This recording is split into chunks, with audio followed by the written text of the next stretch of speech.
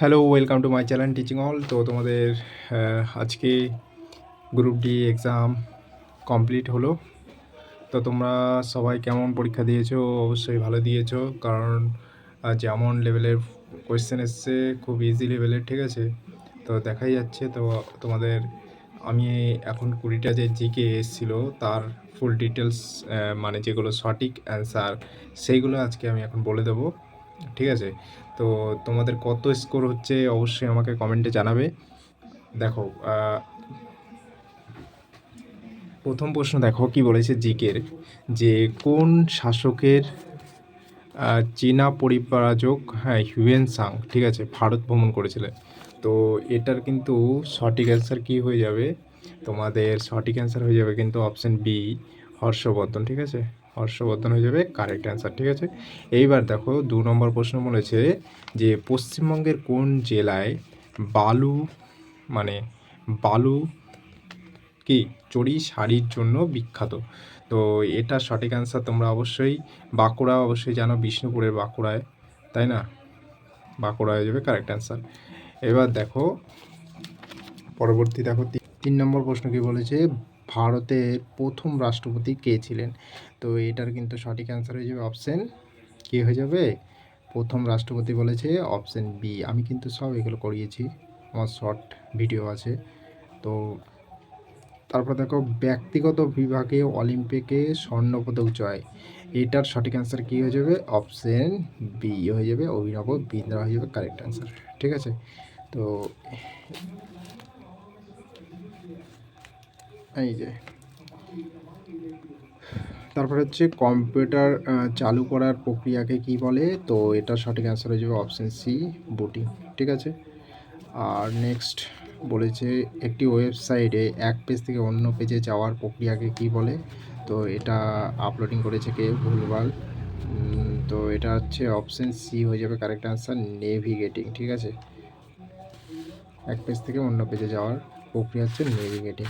তারপর নেক্সট এই প্রশ্নটা দেখো, 11 নম্বর প্রশ্ন বলেছে সুন্দরবন কোন ধরনের বনভূমি? তো আমরা জানি এটা ম্যানগ্রোভ বনভূমি, অপশান সি হয়ে যাবে কারেক্ট অ্যান্সার।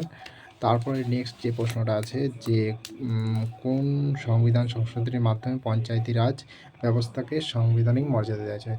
তাহলে কোন সংবিধান সংশোধনীর মাধ্যমে? তো এটা সঠিক অ্যান্সার কিন্তু হয়ে যাবে অপশান সি, 73তম, ঠিক আছে? শান্তিনিকেতন কোন সালে ইউনেস্কো বিশ্ব ঐতিহ্য তকমা পেয়েছিল? তো এটা সঠিক অ্যান্সার হয়ে যাবে কিন্তু অপশান সি, 2023। ওকে, এবার দেখো নেক্সট এখানে 24 নম্বর প্রশ্নটা কি বলেছে যে ভানুসিংহ কার ছদ্মনাম? ভানুসিংহ আমরা জানি আন্নাকালী পাকরাশি, ভানুসিংহ সব রবীন্দ্রনাথ ঠাকুরের, তাই না? তাহলে রবীন্দ্রনাথ ঠাকুর হয়ে যাবে কারেক্ট অ্যান্সার, ঠিক আছে? এবার দেখো ভারতের প্রথম মানচিত্র কে তৈরি করেন? ভারতের প্রথম মানচিত্র কে তৈরি করেন? অপশান সি হয়ে যাবে জেমস রেনেল, জেমস রেনেল হয়ে যাবে এটা সঠিক অ্যান্সার। তারপর দেখো এখানে একটা কারেন্ট অ্যাফেয়ার্স, এই ডক্স, ডিও সি এক্স এটা কোন ধরনের ফাইলের এক্সটেনশন?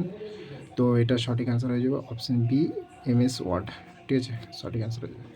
এবার দেখো 2024 সালে সর্বকনিষ্ঠ দাবা চ্যাম্পিয়ন কে ছিলেন? তো এটা সঠিক অ্যান্সার হয়ে যাবে, আর প্রজ্ঞানন্দ হবে না, তো ডি গুকেশ হয়ে যাবে কারেক্ট অ্যান্সার, ঠিক আছে? ডি গুকেশ এটা সঠিক অ্যান্সার। আর নেক্সট দেখো ভারতের ভোটদানের সর্বনিম্ন বয়স কত? এটা তো সবাই জানে, 21 বছর থেকে 18 বছর করা হয়েছিল না? তো ভোটদানের সর্বনিম্ন বয়স হচ্ছে 18 বছর, ঠিক আছে? সিপিইউ হচ্ছে সেন্ট্রাল প্রসেসিং ইউনিট, সিপিইউ এর full form central processing unit, কোন নম্বরে আছে? অপশান এ, ঠিক আছে? এইটা হয়ে যাবে কারেক্ট অ্যান্সার। তারপর নেক্সট জুন মাসে পুরুলিয়া প্রভৃতি জেলায় পালিত টুসু উৎসব কোন বিষয়ের সঙ্গে সম্পর্কিত? তো টুসু উৎসব আমরা জানি ফসল কাটার মৌসুম, তো এটা হয়ে যাবে সঠিক অ্যান্সার অপশান এ। ওকে, তারপর বলেছে ভারতের মুখ্য নির্বাচন কমিশনারকে নিয়োগ করেন? তো এটা হচ্ছে রাষ্ট্রপতি। ওকে, তারপরে দেখো 36 নম্বর প্রশ্ন বলেছে কাকে ধিং এক্সপ্রেস, মানে কে ধিং এক্সপ্রেস নামে পরিচিত? তাই এটা সঠিক অ্যান্সার আমরা জানি হিমা দাস, কারেক্ট হয়ে যাবে, ঠিক আছে?